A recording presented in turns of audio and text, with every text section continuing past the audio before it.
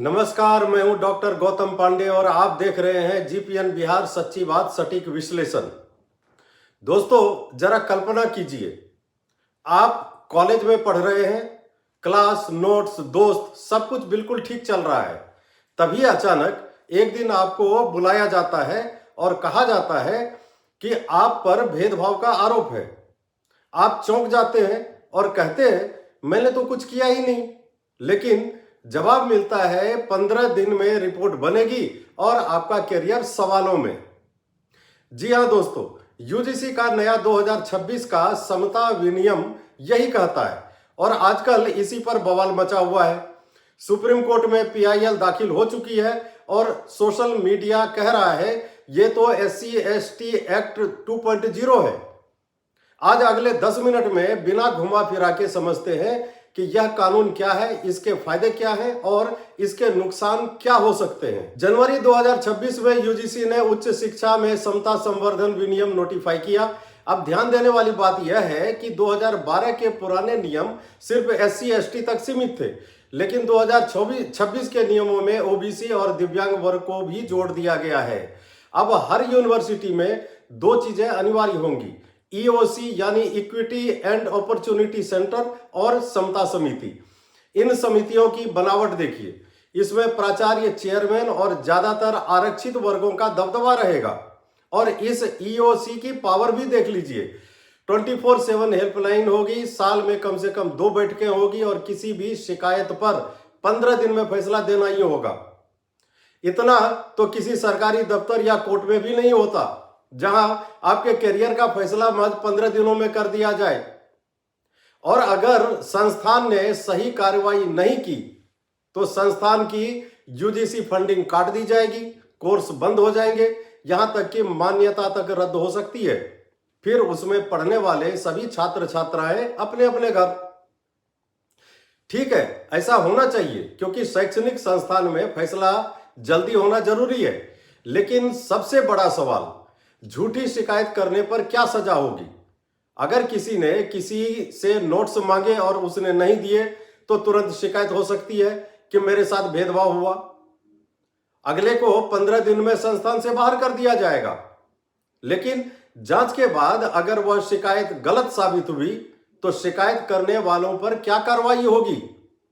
इसका जवाब है कुछ भी नहीं। शिकायतकर्ता पर कोई कार्रवाई का प्रावधान है ही नहीं इसमें। इसी के खिलाफ दिव्या गंधोत्रा ने 23 जनवरी को सुप्रीम कोर्ट में पीआईएल दाखिल की है। पीआईएल का दावा है कि यह नियम अनुच्छेद 14, 19 और 21 का उल्लंघन है, यानी समानता, अभिव्यक्ति की आजादी और जीवन का अधिकार से वंचित किया जा रहा है इस कानून में। संविधान का अनुच्छेद 14 समानता से, अनुच्छेद 19 अभिव्यक्ति की आजादी से और अनुच्छेद 21 जीवन के अधिकार से संबंधित है। ये तीनों अधिकार व्यक्ति के विकास के लिए शायद सबसे ज्यादा जरूरी है। यही कारण है कि इन तीनों अनुच्छेदों को भारतीय संविधान का स्वर्णिम त्रिभुज यानी गोल्डन ट्रायंगल कहा जाता है। हालांकि कोर्ट ने अभी सुनवाई की तारीख नहीं दी है, लेकिन मामला गर्म है और विरोध तेज हो गया है। दोस्तों, अगर निष्पक्ष होकर देखें तो उसके कुछ फायदे भी हैं। फायदा नंबर 1, वास्तविक सुरक्षा। आरक्षित वर्ग के छात्रों को एडमिशन, हॉस्टल और परीक्षा में बिना किसी भेदभाव के सुरक्षा मिल सकती है। फायदा नंबर 2, कॉलेजों पर दबाव। रिपोर्टिंग और मॉनिटरिंग में शायद रैंकिंग और बुलिंग में कमी आए। फायदा नंबर 3, दिव्यांगों को न्याय मिलेगा। दिव्यांग छात्रों के लिए रैंप, काउंसलिंग और अन्य सुविधाएं जो अक्सर सिर्फ कागजों में रहती थी, वे अब जमीन पर दिख सकती है। अगर ईमानदारी से लागू हो तो कैंपस सच में थोड़ा और इक्वल हो सकता है, लेकिन यहीं से असली कहानी शुरू होती है। अब सुनिए असली धमाका कि इसके क्या खतरनाक पहलू हो सकते हैं। नुकसान नंबर 1, झूठी शिकायतों का खुला मैदान। 2012 के नियमों में झूठी शिकायत पर दंड था, लेकिन 2026 में उसे हटा दिया गया है। लोग डर रहे हैं कि यह कहीं एससी एसटी एक्ट की तरह ना बन जाए, जहां आरोप लगते ही पहले सजा मिलती है और सफाई देते देते जिंदगी खराब हो जाती है। नुकसान नंबर 2, सामान्य वर्ग की आवाज गायब हो जाएगी। समिति में उनका प्रतिनिधित्व कम होगा, जिससे उनके पक्ष की सुनवाई की संभावना सीमित रह जाएगी। ओबीसी और दिव्यांग के जुड़ने से दायरा और बड़ा हो गया है, इसलिए टकराव की संभावना भी बड़ी हो गई है। नुकसान नंबर 3, कैंपस में डर का माहौल। छात्र सोचेंगे नोट्स शेयर करूं या नहीं, या ग्रुप में बोलूं या चुप रहूं। सिर्फ छात्र ही नहीं, प्रोफेसर भी डरेंगे।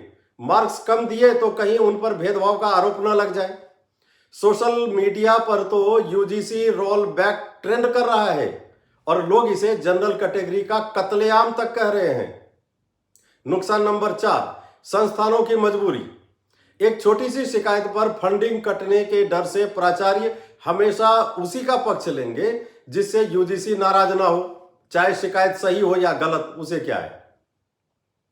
केंद्रीय शिक्षा मंत्री धर्मेंद्र प्रधान ने इस पर बयान दिया है। उन्होंने कहा है, कोट अनकोट, मैं सभी को आश्वस्त करता हूं कि कोई भेदभाव नहीं होगा और कोई भी इस कानून का दुरुपयोग नहीं कर सकेगा। इसमें यूजीसी और सरकार का दायित्व रहेगा कि जो भी हो वह संविधान की परिधि के अंदर हो। यह विषय सुप्रीम कोर्ट की निगरानी में है। मैं फिर भरोसा दिलाता हूं कि किसी पर अत्याचार नहीं होगा। सरकार कह रही है कि मकसद सिर्फ समानता है, लेकिन सवाल वही है, कानून लिखने और उसे जमीन पर लागू करने में बहुत फर्क होता है।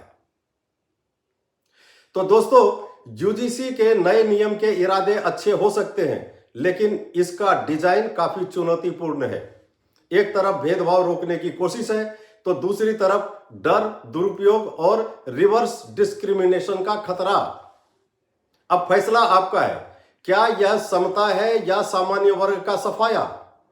कमेंट में बताइए, आप इसे सपोर्ट करते हैं या प्रोटेस्ट? क्या यूजीसी को इस पर जवाब देना चाहिए? वीडियो को लाइक और शेयर करें और चैनल को सब्सक्राइब करें, क्योंकि यहां बात होती है सिर्फ सच्ची और सटीक। धन्यवाद।